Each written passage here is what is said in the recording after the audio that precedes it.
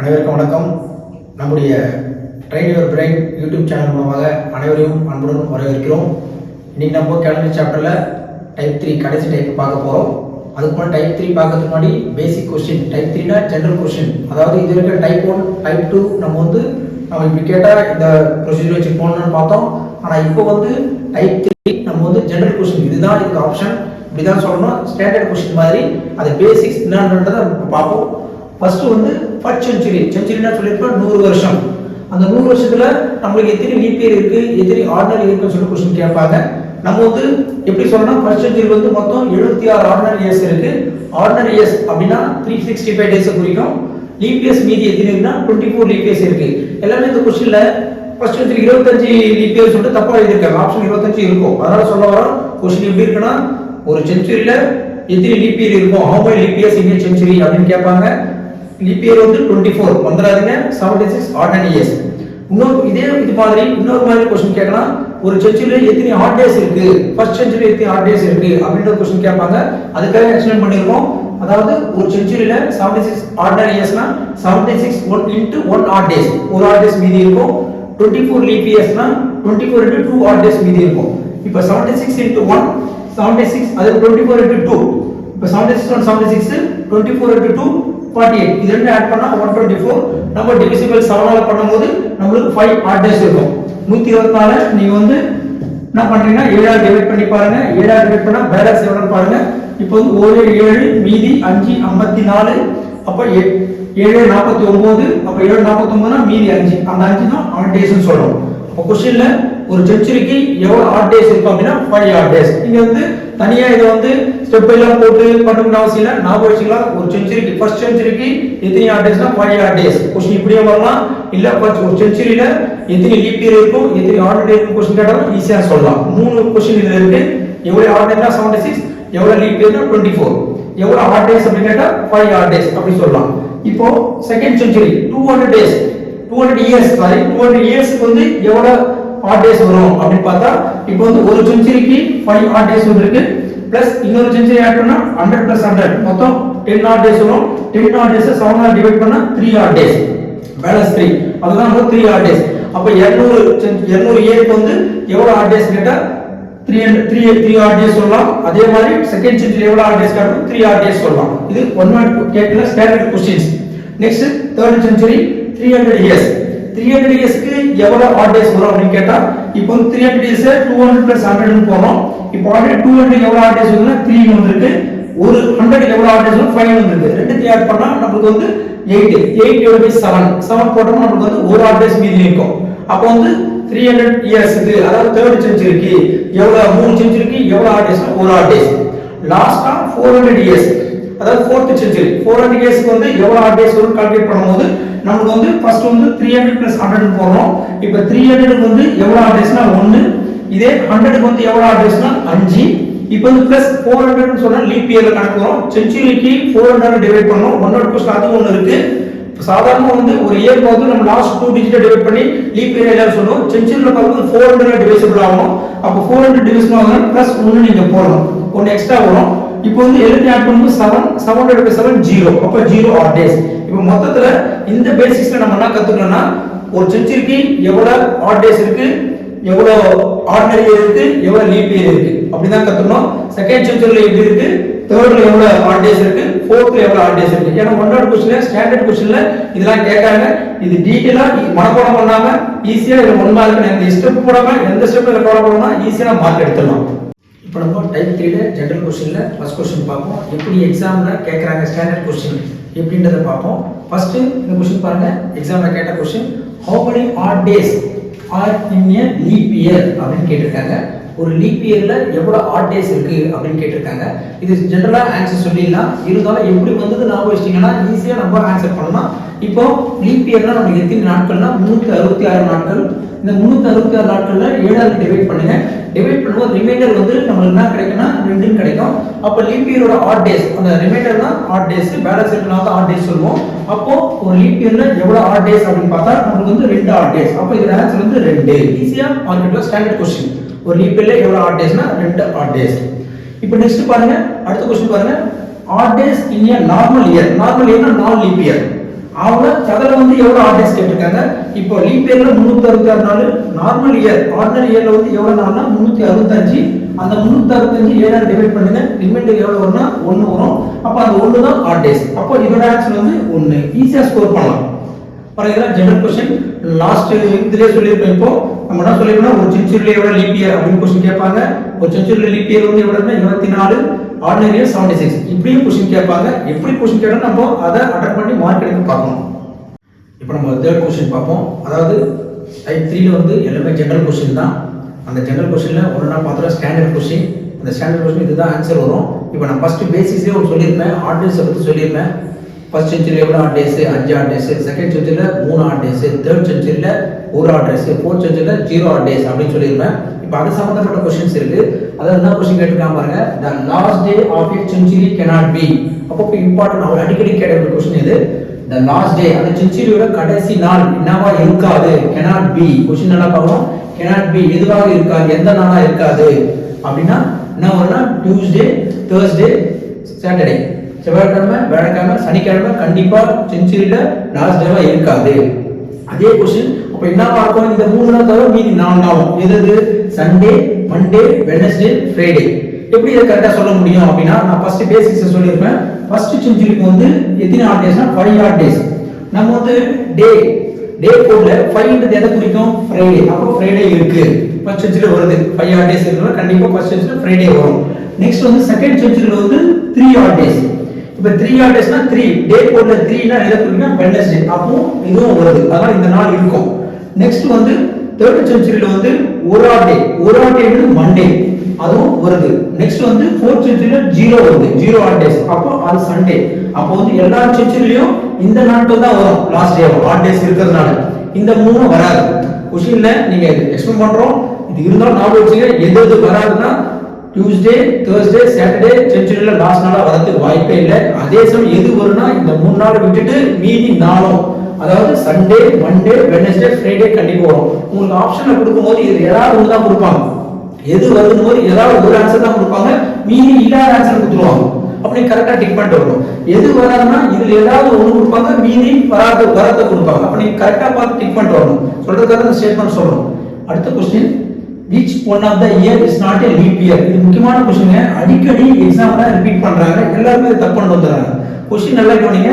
இந்த கீழ கொடுக்கப்பட்டதுல எது லீப் இயர் இல்ல, அதாவது செஞ்சுரியில கால்குலேட் பண்ணுவோம். சாதாரண ஒரு இயர் வந்து 4 ஆல் டிவைட் பண்ணலாம். ஆனா இது வந்து செஞ்சுரி 4 ஆல் டிவைட் பண்ணி பார்க்கணும். இப்ப 4 ஆல் டிவைட் பண்ணும்போது 2000 நீங்க 4 ஆல் டிவைட் பண்ணுங்க, இது டெஃபினட்டா முழுமையா வகுப்படும். அப்போ 2000ன்றது ஒரு லீப் இயர். क्वेश्चन கேட்டிருக்காங்க, is not a leap year கேட்டிருக்காங்க. இது லீப் இயர் இல்லன்னு கேட்டிருக்காங்க. திரும்ப பாருங்க, இது 400 ஆல் டிவைட் பண்றீங்க, இதுவும் டெஃபினட்டா அடிப்படும், முழுமையா வகுப்படும். அப்ப இதுவும் லீப் இயர் தான். நெக்ஸ்ட் பாருங்க 1600 பாருங்க, இதுவும் 400 ஆல் டிவைட் பண்ணுங்க, இதுவும் முழுமையா வகுப்படும். அப்போ இது முழுமையா வகுப்படுறதுனால இதுவும் வந்து லீப் இயர் தான். இப்போ இந்த மூணுமே லீப் இயர். இப்போ 2100 நீங்க 400 ஆல் டிவைட் பண்ணீங்க, முழுமையா வகுப்படாது. அப்போ இந்த क्वेश्चनோட ஆன்சர் வந்து 2100 தான். லீப் இயர் வந்து யூஸ் பண்ண எல்லாமே 4 ஆல் டிவைட் பண்ணுவாங்க. டிவைட் பண்ணி எல்லாமே லீப் இயர் தான். क्वेश्चन தப்பான்னு சொல்லிட்டு क्वेश्चन தப்பு அப்படின்னு சொல்லிட்டு வந்துருவாங்க. ஆனா இந்த மாதிரி இருந்தா செஞ்சுரி 4 நாள் மட்டும் தான் வரணும், 4 வகுக்க கூடாது. அதனால இந்த question important, very very important. இத நான் வந்து இதுல வந்து டிஸ்கிரிப்ஷன் கொடுப்பேன், இந்த இதே ஒரு மாடலை கொடுப்பேன், நீங்க ட்ரை பண்ணி பாருங்க. அப்ப தெரியும் 4 ஆல் டிவைட் பண்ணனும். ஓகேங்களா? இப்போ நம்ம ஆறாவது क्वेश्चन பார்ப்போம். Today is Tuesday, after 62 days it will be. அதாவது இந்த மாதிரி क्वेश्चனும் நமக்கு இம்பார்ட்டன்ட்டா நிறைய கேட்டிருக்காங்க. ரொம்ப ஈஸியானது. ரொம்ப வந்து கஷ்டப்படாம எந்த ஃபார்முலா யூஸ் பண்ணாம நம்ம ஈஸியா சொன்னாத என்ன சொல்லிருக்காங்கன்னா, இன்னைக்கு செவ்வாய்க்கிழமை இருந்தா 62 நாள் கழிச்சு எந்த கிழமை வரும், இதான் क्वेश्चन. ரொம்ப ஈஸிங்க. நம்ம எப்படி போறோம் அந்த ஸ்டெப் மட்டும் ஃபாலோ பண்ணுங்க. நான் எப்படி போறோம் அதே மாதிரி இதே क्वेश्चனை எப்படி போலாம்ன்றது சொல்றேன். இப்போ வந்து இன்னைக்கு டியூஸ்டே சொல்லிருக்கேன், செவ்வாய்க்கிழமை. 62 நாள் கழிச்சு சொன்னா நம்ம என்ன பண்ணனா 62 நீங்க போடுறேன் பிளஸ் இன்னைக்கு என்ன நாள் டியூஸ்டே, அந்த டியூஸ்டேன்றது எழுதுறேன். ஃபர்ஸ்ட் 62 இங்க போடுறேன் பிளஸ் டியூஸ்டேன்றத போடுறேன். இப்போ வந்து 62 அப்படியே போட்டு பிளஸ் டியூஸ்டேயோட கோடு தான், அந்த கோடு தான் முக்கியம். டே கோடு சண்டே 0, மண்டே 1, அப்ப டியூஸ்டே 2. அப்ப இங்க 2ன்றத போடுறேன். இப்போ நான் பண்றேன் 62 2 கூட்டினா 64. எப்பவுமே வந்து நம்ம வந்து 7 ஆல தான் டிவைட் பண்ணோம். 7 ஆல டிவைட் பண்ணும்போது என்ன வருதுன்னு பாருங்க. இப்போ 64 டிவைட் பை 7. இப்போ 64 நம்ம 7 ஆல டிவைட் பண்றோம். அதாவது 64ல எத்தனை 7 இருக்குன்னா 9 7 இருக்கு. 9 7 63, பேலன்ஸ் 1. எப்பவுமே பேலன்ஸ் தான் எடுத்துப்போம். அப்போ பேலன்ஸ் வந்து 1. அப்போ 1ன்றது டே கோட்ல என்ன கிழமை குறிக்குதுன்னா மண்டே. அப்போ நமக்கு ஈஸி ஆன்சர் வந்துச்சு. கொஸ்டின் பாருங்க, டுடே இஸ் டியூஸ்டே தான் 62 நாள் கழிச்சு என்ன கிழமைனா மண்டே வரும். அவ்வளவு ரொம்ப ஈஸியானதுங்க. இது இவ்வளவு சம் பார்த்து இந்த மாதிரி சம்லாம் கேட்டா ஈஸியா நம்ம ஒரு மார்க்ஸ் ஈஸியா ஸ்கோர் பண்ணலாம். இதே மாடல்ல இன்னொரு question, today is Monday after 72 days it will be. இன்னைக்கு திங்கட்கிழமையா இருந்தா 72 நாள் கழிச்சு என்ன வரும்? அதே மாடல் பாருங்க. ஃபர்ஸ்ட் வந்து இன்னைக்கு வந்து மண்டே சொல்லிருக்காங்க, எத்தனை நாள் கழிச்சு 72, அதனால 72ன்றது போடுறோம். பிளஸ் அதே ஸ்டெப்ல வந்து மண்டே அப்படின்னு எழுதிக்கிறோம். இப்போ 72 அப்படியே போடுறோம். மண்டேனா மண்டேவோட கோடுனா சண்டே 0, மண்டே வந்து 1, அதனால 1 போடுறோம். இப்போ கூட்டினா 73. இப்போ நம்ம வந்து எதால டிவைட் பண்ணோம்? 7 ஆல டிவைட் பண்ணோம். இப்போ 73 7 ஆல டிவைட் பண்ணா என்ன வருதுன்னு பார்ப்போம். 73 எத்தனை 7 இருக்கு அப்படின்னா மொத்தம் நீ கணக்கு போடும்போது இது வந்து 17, ஒரே 7 போட்டாதீங்க. 17 வந்து 70. அப்ப பேலன்ஸ் வரும் 3. அப்ப நம்ம இந்த 3 தான் நம்ம என்ன பண்ணோம்? இங்க ஆன்சரா போடணும். அப்ப 3ஓட டே கோட், எதோட டே கோட் இது? 3ன்றது எந்த கோட் வரும் நமக்கு? 0 சண்டே, மண்டே, டியூஸ்டே, வெட்னஸ்டே. அப்ப ஆன்சர் வந்து வெட்னஸ்டே. அப்ப நம்ம என்ன பண்ணனும்னா வெட்னஸ்டேன்றது இதோட क्वेश्चनோட ஆன்சர். அப்ப இன்னைக்கு மண்டே வந்தா 72 நாள் கழிச்சு நமக்கு வெட்னஸ்டே வரும். Next question. இந்த क्वेश्चन பாருங்க. Arun was born 5th January 2015 while Tarun was born 553 later on which day was Tarun born. அதாவது இது என்ன क्वेश्चनனா அருண் வந்து பிறந்த டேட்டை கொடுத்திருக்காங்க. என்ன சொல்லிருக்காங்கன்னா 5th ஜனவரி 2015 பிறந்தாரு. இதே தருண் வந்து அதுக்கப்புறம் 553 நாள் கழிச்சு பிறந்திருக்காருன்னா அப்ப தருணோட டேட் ஆஃப் பர்த்னா இதான் क्वेश्चन. திரும்ப क्वेश्चन சொல்ற பாருங்க. அருணோட டேட் ஆஃப் பர்த் கொடுத்திருக்காங்க. 553 நாள் கழிச்சு தருண்ன்றவர் பிறந்திருக்காரு. அப்படின்னா தருணோட டேட் ஆஃப் பர்த்னா இதான் क्वेश्चन. இது எப்படி கண்டுபிடிக்கலாம் பாருங்க. இந்த மாதிரி क्वेश्चन கேட்டிருக்காங்க, ரிப்பீட்டடா கேட்டிருக்காங்க. இதுவும் நம்ம எப்படி சொல்றோம் பாத்துங்க. இது எந்த ஒரு ஃபார்மா எதுவும் கிடையாது, ஜஸ்ட் புரிஞ்சிட்டு போட வேண்டியதுதான். இப்போ பாருங்க, அருணோட டேட் ஆஃப் பர்த் வந்து 5 ஜனவரி 2015. இப்படியே பாருங்க, 5 ஜனவரி 2015 பிறந்திருக்காரு 2015. இப்போ கேட்டுட்டு 553 நாள் கழிச்சு 553ன்றது ஒரு வருஷத்துக்கு 365 நாள். அப்ப அதுக்கப்புறம் தான் தாண்டா பிறந்திருக்காரு. அப்ப இதுல இருந்து 1 இயர் கணக்கு போட்டோம்னா அதே 5th ஜனவரி 2016 கரெக்டா 365 டேஸ்க்கு முடிச்சிரும். 553 நாள் கழிச்சு தான் கேட்டிருக்காங்க. நம்ம என்ன பண்றோம்? இதுல இருந்து 1 இயர் 365. இப்போ நம்ம என்ன பண்ணிருக்கோம்? அப்ப இது வரைக்கும் அவர் பிறந்திருக்க மாட்டாரு, அதுக்கப்புறம் தான் பிறந்தவர் 553 சொல்லியிருக்காங்க. அப்ப நம்ம என்ன பண்ணோம்? 553ல இருந்து நம்ம எதை மைனஸ் பண்றோம்னா 365 மைனஸ் பண்றோம். 553 ல இருந்து 300 ஒரு வருஷத்தை மைனஸ் பண்றோம். அப்ப பேலன்ஸ் எவ்வளவு நாள்னா 188 டேஸ். அதுக்கப்புறம் கணக்கு போடணும். நம்ம 188 நாளுக்கு நம்ம கணக்கு போடணும்னா ஆக்சுவல் அவரோட டேட்டா பத்தி கிடைச்சோம். திரும்ப சொல்றேன் பாருங்க. டேட்டா பத்தி கொடுத்திருக்காங்க. அது வந்து தருண் வந்து 553 நாள் கழிச்சு பிறந்தன்னு சொல்லியிருக்காங்க. அப்ப 553 சொன்னதுனால நம்ம வந்து 1 இயர் நம்ம கால்குலேட் பண்ணிக்கலாம், 365 மைனஸ் பண்ணிக்கலாம். அப்ப 1 இயர் ஆச்சுன்னா எவ்வளவு நாள் கிடைக்கும்னா 5 ஜனவரி 2015 இருந்து 5 ஜனவரி 2016 365 நாள் ஆச்சு. அப்ப 553 வந்து நம்ம என்ன பண்றோம்னா 365 மைனஸ் பண்றோம். அப்ப பேலன்ஸ் 188. அந்த 188 நாள் கழிச்சு என்ன டேஸ் வருதோ அந்த டே தான் தருணோட டேட்டா பர்த். அப்ப அந்த 188 எப்படி கண்டுபிடிக்கலாம் அப்படின்னா, இப்போ நமக்கு ஒரு மாசத்துல எத்தனை நாள்னு தெரியும், லீப் இயர் தான் எத்தனை நாள்னு தெரியும். ஏன்னா 2016 வந்து லீப் இயர்ல வருது இந்த வருஷத்துல.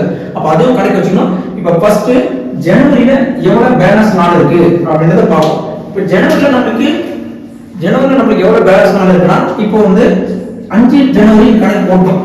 அப்போ ஜனவரியில மொத்தம் 31 நாள். அப்ப ஜனவரியில பேலன்ஸ் நாள் எவ்வளவு இருக்குன்னா மொத்தம் 26 நாள் இருக்கு. ஏன்னா 5 நாள் இட்டு போயிடுச்சு, 26 நாள் இருக்கு. நெக்ஸ்ட் பிப்ரவரி. இப்ப பிப்ரவரி எடுக்கும்போது நம்ம யோசிக்கணும், பிப்ரவரியில இது வந்து லீப் இயரா பார்க்கணும். ஏன்னா 2016 லீப் இயர் 4 டிவைட் ஆகும். லீப் இயர் நான் சொல்லிருப்பேன், லாஸ்ட் 2 டிஜிட் டிவைட் பண்ணி பாருங்க லீப் இயர் கிடைக்கும். அப்ப 2014 டிவைட் ஆகுது லீப் இயர். அப்ப லீப் இயர்ல பிப்ரவரியில 29 நாள் வரும். அப்ப 29 போறோம். Next March. இப்போ மார்ச்ல வந்து மொத்தம் வந்து எத்தனை நாள் இருக்குன்னா 31 நாள் இருக்கு. டேஸ் கேலண்டர்ல டேஸ் தான் புதுசா போடுறோம். நம்ம நாம புதுசா நம்ம கண்டுபிடிக்கல, கேலண்டர்ல கேலண்டர் நாள் அதுதான். Next April. ஏப்ரல்ல நமக்கு வந்து 30 நாள். ஏன்னா 188 நாள் தான் வந்து பார்க்கணும். அப்ப ஏப்ரல்ல நமக்கு வந்து 30 நாள் கிடைக்குது. Next May. மேல நமக்கு வந்து 31 நாள்.